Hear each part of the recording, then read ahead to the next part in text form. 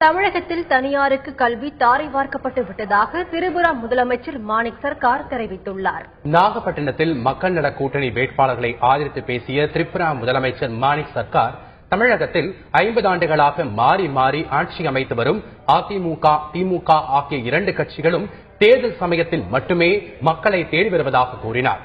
லஞ்சம், ஊழலற்ற ஆட்சி தமிழகத்தில் அமையவே கம்யூனிஸ்ட் கட்சிகள் அடங்கிய மக்கள் நல கூட்டணி உருவாக்கப்பட்டுள்ளதாகவும் அவர் தெரிவித்தார்.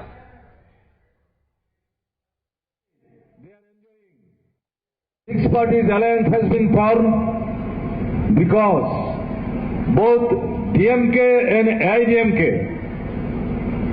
they have ruled this Tamil Nadu for last 50 years alternatively.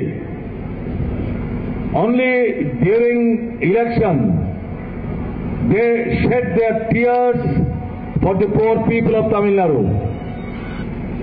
They gave promises for the poor people of Tamil Nadu. But after getting elected, sitting in the power, they forget the poor people of Tamil Nadu.